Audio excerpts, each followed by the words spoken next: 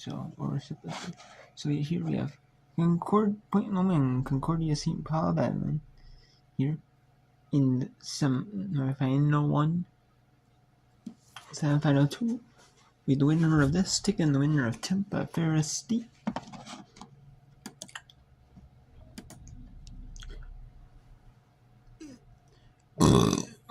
We will try to show you the rest of this. Denver, we won't show you the rest of the Metropolitan State University at Denver.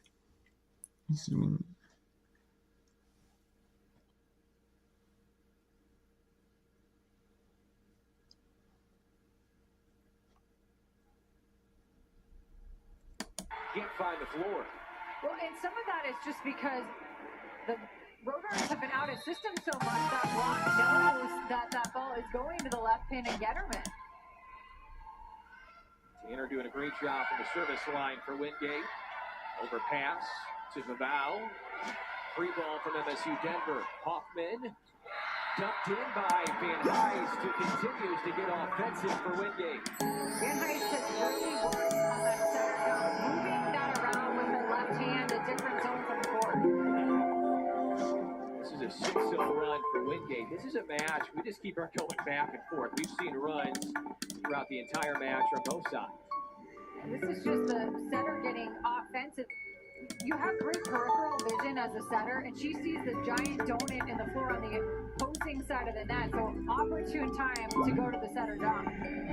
MSU Denver down to 188 with their hitting percentage. And large reason why is 5 attack errors right now in set 3. High number early on in this third set. Really putting the pressure on from the service line, getting the Roadrunners out of system, and it's leading to a lot of offensive attack errors. Wingate coming off their second straight regional title, their third in the last 4 years, their 8th overall in program history. All of those Southeast region titles have come since 2010 for this program out of Wingate, North Carolina. Warren Tekevec took over a couple of years ago for Shelton Collier, who was the head coach for 21 years at Wingate. Warren was assistant for him after 30 years as the head coach. Tekevec talked about that there's just high standards at Wingate, and so practices are really tough every day. They're player-led. Sometimes they'll redo drills, the players will, at their own choosing.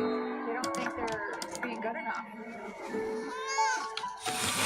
A big part of their current run, its 4-year run, has been that senior class. Emily Johnson, Maddie Hoffman, the libero, Gabby City, the right side attacker. That group has been really, really good. And Sydney Moreland's a redshirt junior who's been with the program for 4 years now. Today's for Dillon.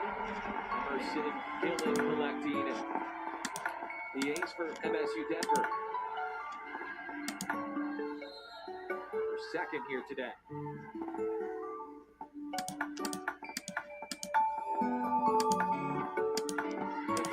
The concentration shown by Tanner. Agar dug out. Hoffman. Back row roll shot. Tanner. Right off. Top of the block for Hager. Good defense set to the near side. Set up by Van Heist. And good to see Vavau take a swing. We have not called her name really since early in the first set. So coming back in and making an instant impact. She's taken her game to a new level this year. Only 31 combined kills in her first 2 years in the program. Just under 2.5 kills per set in her third year now. Slide play to Johnson, who breaks it home for Wingate. Johnson, great court vision. She sees the block, so also sees where the open floor is in the back row defense, and she's got tremendous range.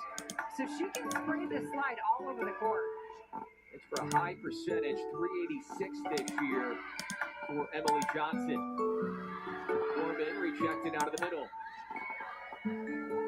Worley, front set of the outside to Hagar. Kept up by Wingate. Vavau will tip it, and it's out of bounds by left. I liked what Pavel was trying to do there, just couldn't quite find the range. This is where the Wingate's really got to stay locked in, rely on their experience in these situations of being in the championship 2 times before. Camacho with the serve for the Roadrunners. Sends it deep, and Haley Green does what you're supposed to do. Straddles that line to make sure it doesn't stay in, and if it does stay in, she's going to make a play on it. Read by Green, and now service line. Van Heist. Boyd able to sneak it through the middle. Boyd known more as a blocking middle, but doing a nice job of just splitting the 2 blockers from that middle spot. Kind of hung in the air, made the mid-air adjustment.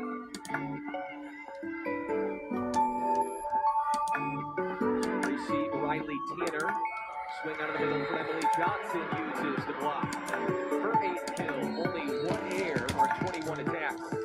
The efficiency of Wingate's middles is just incredible. Do not miss a beat, either one. 8 kills, 1 air for Johnson. 8 kills, no airs for Moreland. Those 2 middles really doing their job again here today for Wingate. Sliding grab by Hoffman. Right back to the middle. Right up the field. It's Johnson. Wingate's just taking advantage. We've seen a lot more of it.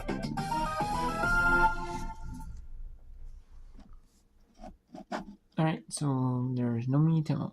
There's MSU Denver as you both timeout. So Franklin Pierce now. When of course 2 big goals. 282-34. Mackenzie Sheen for the goal and Eklund with the assist. And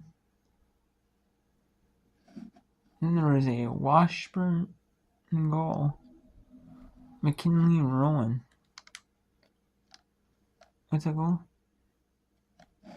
So Wingate now leads 2-1.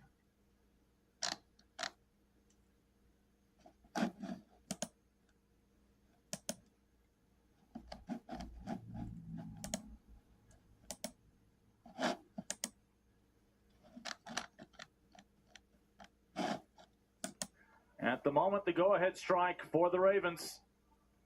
Inside 5 minutes to go. I don't know, it could be Franklin Pierce, but it says in the bottom. Kennedy.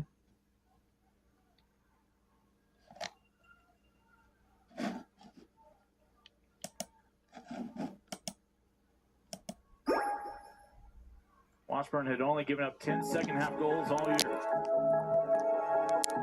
Maul back in, was not on the field for that equalizer. Trying to thread the needle, almost did. FPU defending like their life depends on it. Washburn did a great job just getting players high up in the corner. Aubrey Tankscliffe sitting there waiting for it. I think maybe had the switch come a little bit faster for Washburn, they might have been able to get in behind that back line, but FPU is just not making this easy. And the whistle blows. It will be Ichabod with a chance here. 10 yards into the attacking half. With 4 minutes to go.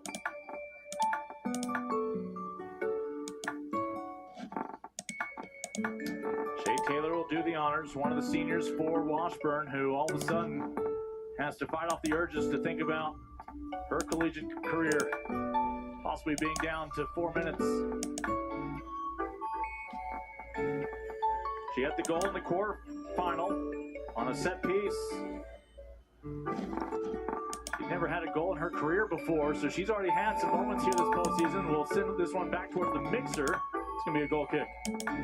That's just more time that'll melt away, where Jess LaCroix will send this one back in. And to LaCroix's credit, as a freshman, she hasn't learned all the dark arts of time wasting. She went straight to a ball, grabbed the first ball she saw, and you would understand tease this one up for Batista. Dark arts of time wasting, I love that. At least in the college game, we do stop the clock occasionally to account for subs. curious how the stoppage is in play. We were scoreless at halftime. 66th minute is when that ended. And the Ichabod's took the lead. Something they'd held up until the final 10 minutes. So this is the end of the whip around.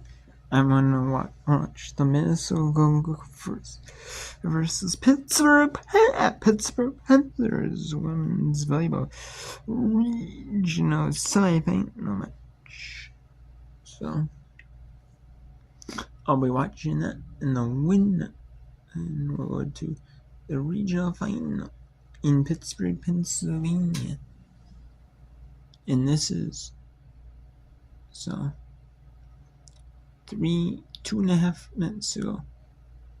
So Franklin Pierce up 2-1 on Washburn here. And Wingate is just about to take set 3 here. They have 10 set points. There's no way they don't take the set. NJT up 32-29 Dartmouth with 6:40 to go. And Marshall and Dave is hosting non-division Davis and Elkins. It's a money game for Davis and Elkins. A lot of these Division 2, Division 3 NAIA schools, they treat it as an exhibition game.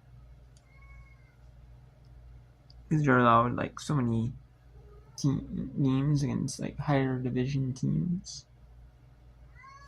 You know, as exhibition games, or they're allowed so many games they can play. You know, these teams they treat as like one extra game for the players, and like it's a money game for the pro. Might still count as their thing, as or maybe there are a lot of games. Maybe it does. I'm not for sure, but either way, they do treat it as an exhibition game.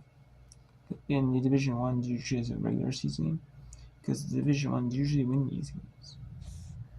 But not always, sometimes very rarely do Division 2s, Division 3s. NAIA schools stun Division 1.